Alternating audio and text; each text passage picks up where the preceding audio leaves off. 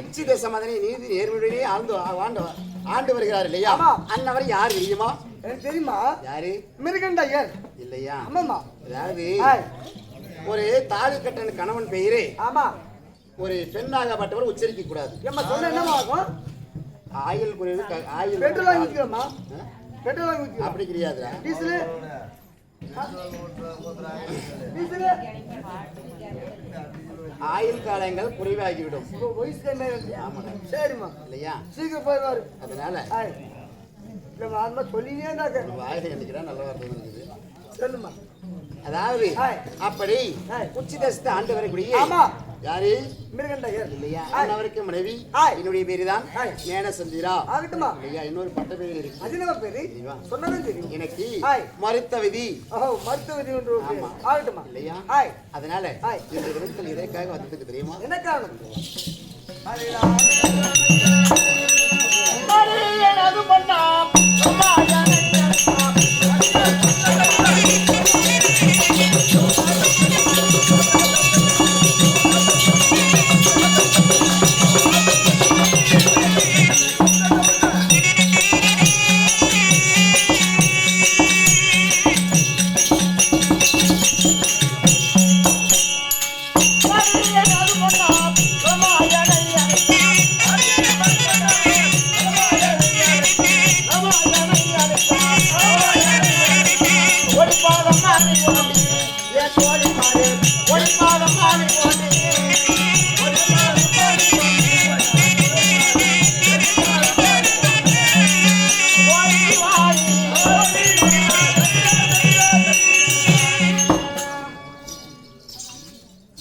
இன்று தினத்தில் என்னுடைய மன்னவர் அழைத்திருக்கிறார்.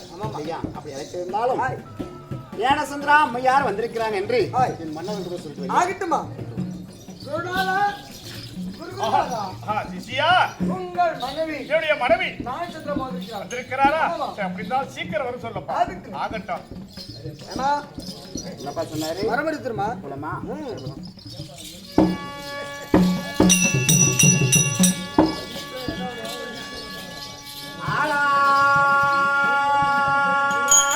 மன்னர் மன்னா பெண்ணே ஞானசந்திரா, மன்னர் நாட்டுக்கு நீங்க நல்லவாறு. ஆகட்டும் ஆகட்டும் தேவி. இந்த நாட்டுக்கு நீங்க நல்லவாறு. நம்ம வீட்டுக்கு முத்தமாறு.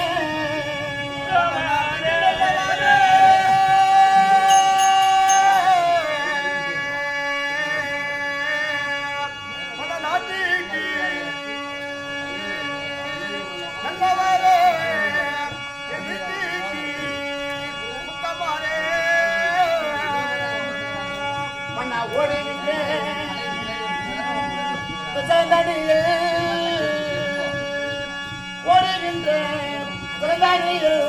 ஒரு கர்ப்பத்தில் முடித்ததை போ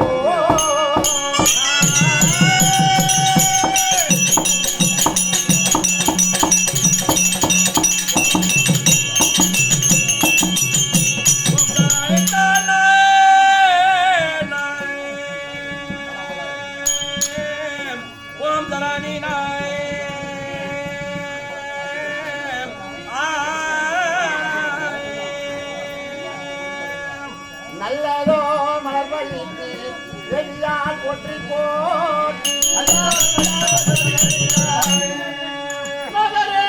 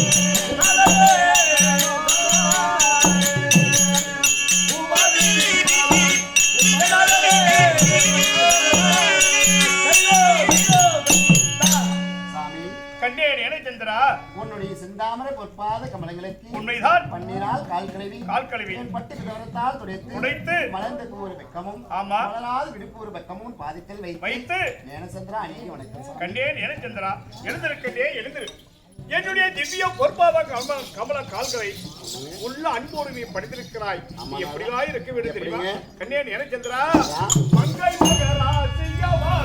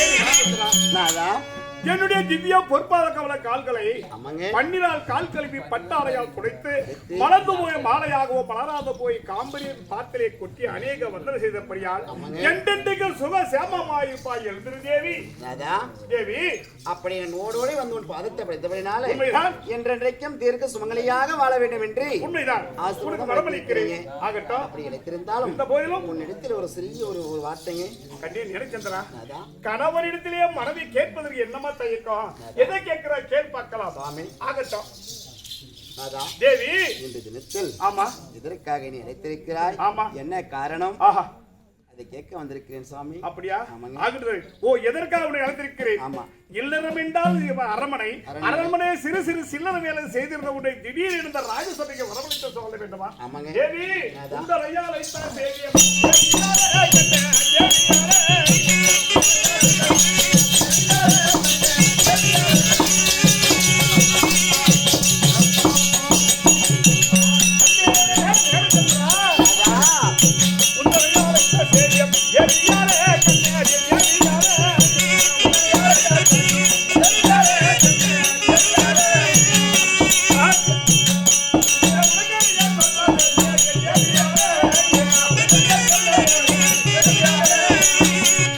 தேவரோகம்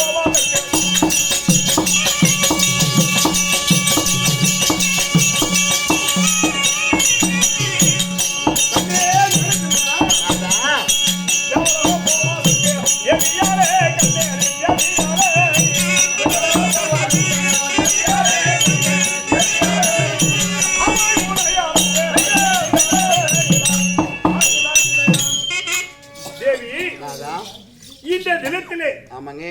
தியாவலோகத்திலிருந்து எனக்கு நிருபம் வந்திருக்கிறது. அப்படியா? ஆமா. மாதத்திலேயே ஒரு முறை தியாவசபை கூடுகிறது.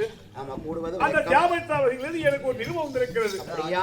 மாதத்திற்கு ஒரு முறை இன்னைக்கு வந்து ஆமா ஆமா இந்த நிலையில் நான் தியாவலோகம் போக வேண்டும். ஆமா. அதனால உன்னிடத்தில் விடைபெற்று போகலாம் என்றுதான் நான் வரவில்லை தேவி. சாமி தேவி இன்றைய தினத்தில் ஆமா நம்மளுக்கு திருமணம் முடிந்து 60 வருடம் ஆகிறது. 60 வருடம் ஆகிவிட்டது இல்லையா? ஆமா. 60 வருடம் ஆகிறது. நம்மளுக்கு பிள்ளை இல்லை. பிள்ளை இல்லை இல்லையா? ஆமா. அப்படி பிள்ளை இல்லை விட்டாலும் எனக்கு நீங்கள் பிள்ளை, உனக்கு நான் பிள்ளை, இப்படி நாம இருக்கிறோம். ஆமா, தெய்வலோகம் போறோம்னு சொல்றீங்க. ஆமா. ஆனால் சந்தோஷம் கொண்டே அப்படியே சக்தி வாரோம் மன்னா மன்னா.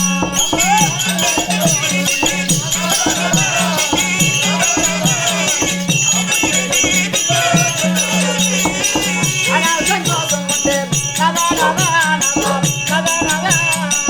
அப்படியே சக்தி வாரோம் மன்னா மன்னா.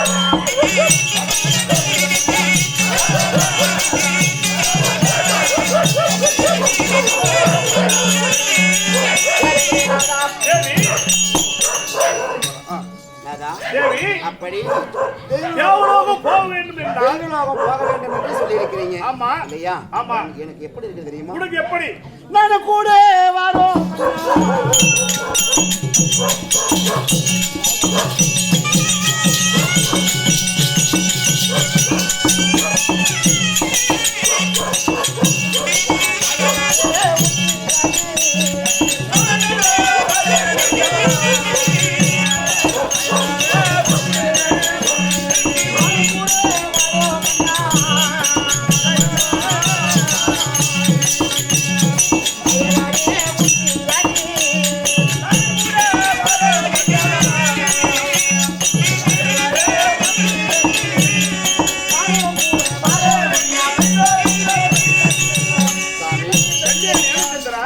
தெய்வலோகம் போக வேண்டும் என்று சொல்லியிருக்கிறீங்க. ஆமா. எனக்கும் உங்களுக்கு கூட வர வேண்டும் என்று உங்களுக்கு ஒரு ஆசை இருக்கிறது சாமி. இந்த தியாவலோகத்தில் என்னென்ன பேசுகிறார்களோ அதையும் நான் காதில் கேட்க வேண்டும். உங்களுக்கு ஒரு ஆசை. ஆமாங்க தேவி. அந்த இடத்துல ஆண்கள் ஒரு சபை, பெண்கள் இல்ல சதியும் பதியமாக அங்க போக கூடாது. வரால் ஆகாதுங்களா? தேவி. ஆமாங்க தேவி. ஆண்கள் போகும் இடத்திற்கு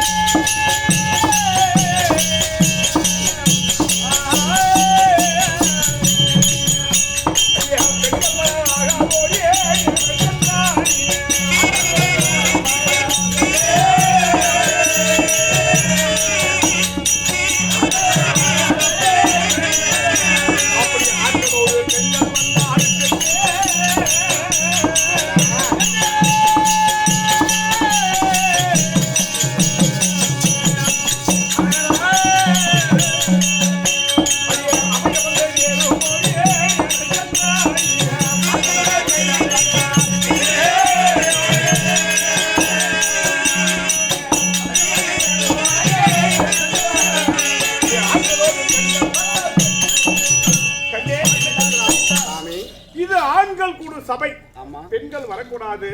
அப்படி ஆண்களோடு பெண்கள் வந்தால் பெண்களுக்கு ஏதாவது அபயம் வந்து நேர்ந்துவிடும். வேண்டாம் கண்ணு. எப்படி என்றால் முன்னொரு நாளையிலே கங்காதியவன் என்ன செய்ய தெரியுமா? இந்த தியாவலோகத்தில் மட்டும் தியாவலா சேர்ந்த பல விஷயங்கள் பேசுறார்களே, இதை நாம எப்பயாவது செவி கொடுத்து கேட்க வேண்டும் என்று சொல்லி ஆண் உருவம் தரித்து எங்கே சென்றான்? தியாவலோகம் சென்றான். தியாவலோகம் சென்று ஆண்களோடு ஆண்கள் சமமாக உட்கார்ந்து கொண்டான். இப்போ இந்த உலகத்தில் எப்படி பெண்கள் மாதர் குலம் மங்கையில் என்ன செய்ய தெரியுமா? ஆண்கள் மேல அமர்ந்திருந்தார், மேலே சேர் அமர்ந்திருந்தா பெண்கள் கீழே அமருவார்கள். ஒரு மரியாதைக்காக. இப்ப இருக்கிறாங்க அதே மாதிரி இருக்குது இல்லாத போனவும் போதும். ஆம்பளை கீழே தானே பொம்பளை மேல அது இருந்தா இருக்கட்டும். அவங்களுடைய மனகர்வம் இருந்தாலும் தேவி இது என்னென்ன பேசுகிறார்களோ என்று கங்கா தேவி ஆண்டு உருவம் தெரிஞ்சு கங்கா எதுக்கு சென்று இருக்கிறார் தேவலோகம். அப்படியா? தேவலோகம் சென்று ஆண்கள் அமர்வது போலவே அவ்வளவு கால் மேல் கால் போட்டு அமர்ந்து கொண்டிருந்தான் சவமாக. ஆமா அப்போ யார் பார்த்து வருண பகவான் பார்த்து விட்டான். மலையரசன் வருண பகவான் பார்த்து வாயு பகவானுக்கு கஞ்சாலையாக சாதி விட்டான், சமைத்து விட்டார். ஆமா பாத்தியா, பெண்கள் ஆடுக்கு சமமாக அமர்ந்திருக்கிறாரே அப்படி சொன்ன உடனே வாயுதவர் என்ன செய்ய தெரியுமா, காத்து சுழல் காத்தாக வீசினான். அந்த நேரத்திலே அந்த கங்கா தேவி அணிந்திருந்த ஆடையாகப்பட்டது மேலாடை ஒரு பக்கம் ஒதுங்கிவிட்டது. அந்த சடம் என்று சொல்ல அவையம் தெரிந்து விட்டது, அவையம் பறிப்போய் விட்டது. ஆமா, அவையம் தெரிந்த உடனே இதை யார் பார்த்தான்? தேவலோகத்தில் அமர்ந்திருக்கிற தேவேந்திரன் பார்த்தான். ஆமா, தேவேந்திரன் பார்த்த உடனே பிரம்மனை பார்த்து பிரம்மன் கட்டளை இட்டான். என்னது? அடியே கங்காதேவி பற்றியா ஒரு பெண் என்று பெண் வந்து தெரிந்தோ தெரியாத ஒரு சபையில் வந்திருக்கிறார். இந்த வாயு பகவான் இப்படி செய்து விட்டார் என்று சொல்லி கோபத்தோடு அவர்களை கங்காதேவி அழைத்து வருண பகவானை அழைத்தான். அதே வருண பகவானை வாய்ப்படி இந்த தேவல உகத்திலே தேவல அமிர்த சமயத்தில் ஒரு பெண்ணை இப்படி மானபங்க செய்து விட்டாயே, எப்போது நீ அந்த கங்காதேவின் அவையத்தை பார்த்தாயோ பூலோகத்தில் சென்று 8 பிள்ளைகளை கங்காதேவியத்தில் சேர்ந்து 8 பிள்ளைகளை பெற்று விட்டுதான் திரும்பி மறுபடியும் நீ வர வேண்டும், தேவலோகம் வர வேண்டும் என்று சொல்லி பிரம்மதேவன் அவனுக்கு சாபத்தை கொடுத்து விட்டான். அப்படியா? ஆமா, அதனால ஆண்கள் 1000 பேர் இருந்தாலும் ஒரு சண்டை வராது. அப்படி சண்டை வரவே போல கம்முன்னு ஆயிடுவாங்க. அதில் 1000 பேர் ஒரே ஒரு பொம்பளை இருந்தாலும் சரி இருந்தாலும் அது ஒண்ணுக்கு ஒண்ணு அடிப்பது இப்படி. அதனால ஆண்கள் போக எடுத்து பெண்கள் வரக்கூடாது. அது மட்டுமா தேவி, ஒருவேளை நானும் நீ 2 சதியும் பதியமாக நேர தேவலோகம் போனா சென்றதே உண்டு. ஆனால் அப்ப என்ன நடக்கும்? நம்ம போகும்போது வீட பூட்டிட்டு போவோம். ஆமா, அப்ப என்ன நடக்கும் தெரியுமா? அது யாரா தேசிய பாரா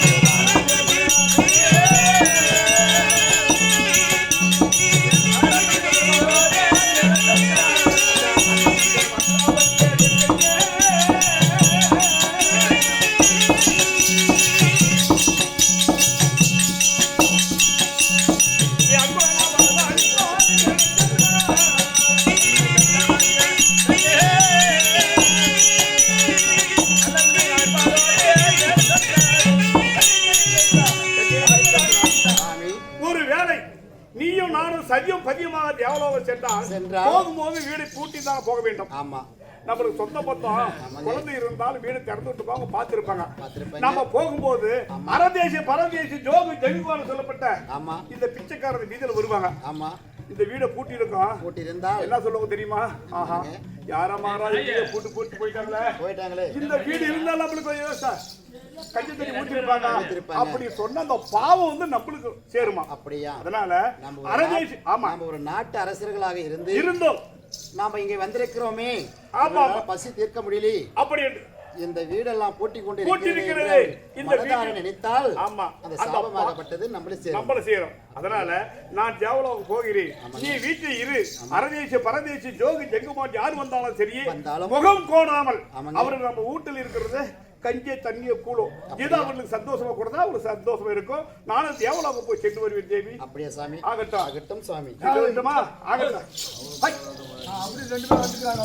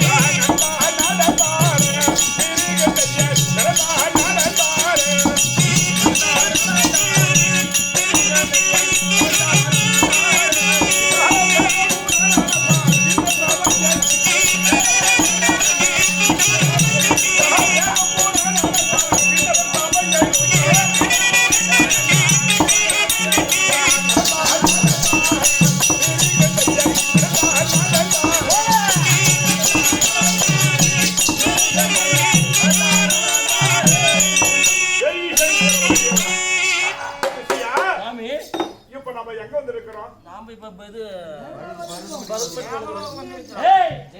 கதையில தெய்வம் வந்துட்டுங்க. யாவனம் வந்துட்டோம். இந்த சிறுமுப்பத்தி முக்கோடி யாவர்களும் 47 ரிஷிமால் அமர்ந்திருக்கிறார்கள். நம்மளுக்கு ஒரு சிவானம் இருந்தால் நாம அமரலாம். வந்து வந்த பின்னாடி தேவர்களை நாம பாட முடியலாம்.